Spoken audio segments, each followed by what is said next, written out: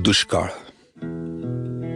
महाराष्ट्रातल्या कित्येक भागांमधून अशी दृश्य आपल्याला अनेक वर्षांपासून सातत्यानं पाहायला मिळतात, विशेष करून ग्रामीण भागात. पाण्याच्या तुटवड्यानं आयुष्याला अक्षरशः ग्रासून टाकलंय.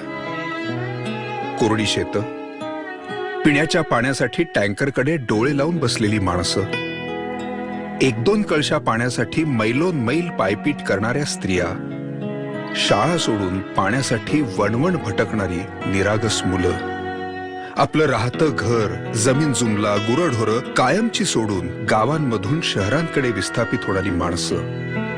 वर्षानुवर्ष अशा अनेक घटना आपल्या समोर येतात.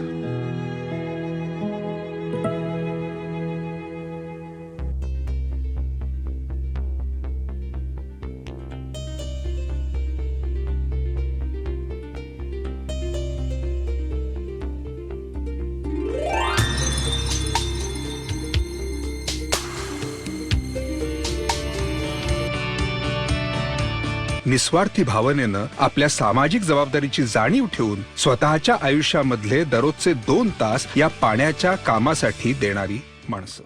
या कामात CCT, deep CCT, farm ponds, loose boulder structures, gabion structures, वनराई बंधारा यासारखी सहजतेनं होणारी कामं आहेत. त्यामुळे गावात पडणारं पावसाचं पाणी गावातच थांबून तिथल्याच जमिनीत मुरतं आणि जमिनीखालची पाण्याची पातळी वाढते. या कामामागचं सूत्र अतिशय सोपं आहे. धावणाऱ्या पाण्याला चालायला शिकवायचं, चालणाऱ्या पाण्याला थांबायला शिकवायचं आणि थांबलेल्या पाण्याला जमिनीत मुरायला शिकवायचं. आणि हे काम करण्यासाठीची वैज्ञानिक पद्धती उपलब्ध आहे, पण तरीही या माहितीचा प्रसार मोठ्या प्रमाणावर झालेला नाहीये. आणि एका धाडसी स्वप्नानं जन्म घेतला.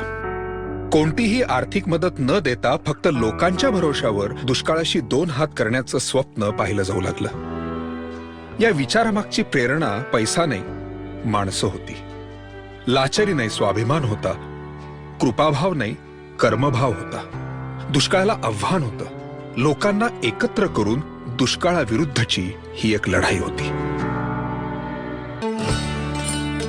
या दरम्यान ट्रेनिंगची प्रक्रिया आणि त्याच्या बारकाव्यांबद्दल सतत विचार चालू होता, ज्यात अतिशय सोप्या पद्धतींनी करता येणाऱ्या पाणलोट विकासाच्या आणि पाण्याच्या समस्येवरच्या तोडग्यांचा समावेश केला गेला.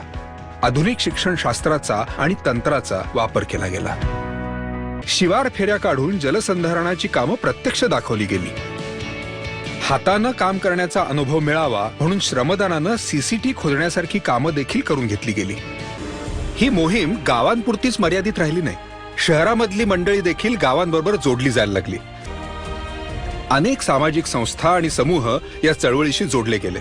Doctors, engineers, ST drivers, conductors, police, वकील, शिक्षक सगळ्यांनी आपापला वाटा उचलला. काही सेलिब्रिटीज सुद्धा स्वतःचं योगदान देण्यासाठी गावात आले. देशाच्या सीमांचं रक्षण करणारे सैनिक बांधव सुद्धा खास सुट्टी घेऊन श्रमदान करण्यासाठी आपल्या गावी पोचले. पाण्याचं काम होता होता समाज परिवर्तनाचं देखील काम व्हायला लागलं. श्रमदानासाठी वृद्ध महिला, विकलांग व्यक्ती सगळेच जण पुढे आले. सरकारी व्यवस्था आणि प्रशासकीय अधिकाऱ्यांनी या कामात अतिशय महत्वाची भूमिका बजावली. शासकीय अधिकाऱ्यांनी स्वतः गावांमध्ये जाऊन गावकऱ्यांच्या खांद्याला खांदा लावून श्रमदान सुद्धा केलं. सरकार आणि जनता यांच्यातला दुरावा मिटला आणि दोघांमधल्या संबंधांना एक नवी दिशा मिळाली. लोकांनी तिला एका जन आंदोलनाचं, एका जनक्रांतीचं स्वरूप दिलं. या मोहिमेची संपूर्ण सूत्र आता लोकांनी आपल्या हातात घेतली. हसत खेळत नाचत बागडत स्वतःला दुष्काळमुक्त करण्याच्या प्रक्रियेला लोकांनी एका सोहळ्याचं स्वरूप दिलं. बघता बघता या गावांचं चित्र बदलूनच गेलं.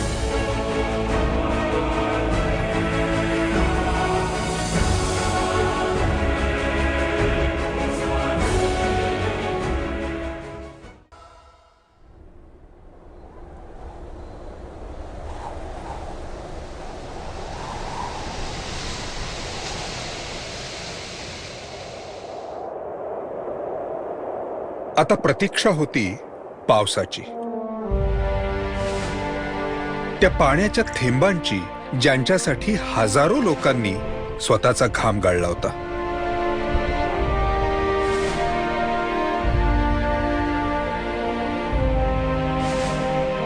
आणि मग पावसांच्या रिमझिम धारांचा वर्षाव सुरू झाला.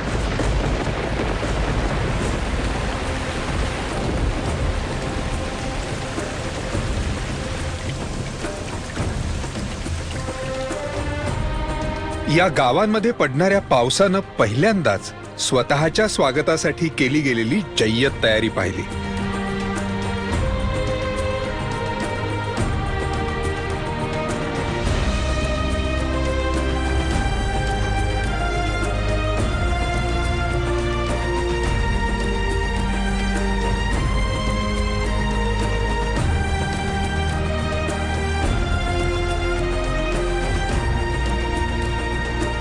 पाण्याशी झालेली ही नितळ मैत्री लोकांनी नाचत गात वाद्य वाजवत साजरी केली. एका नव्या सृजनाचा जन्म झालाय. नव्या आशा पल्लवित झाल्यात.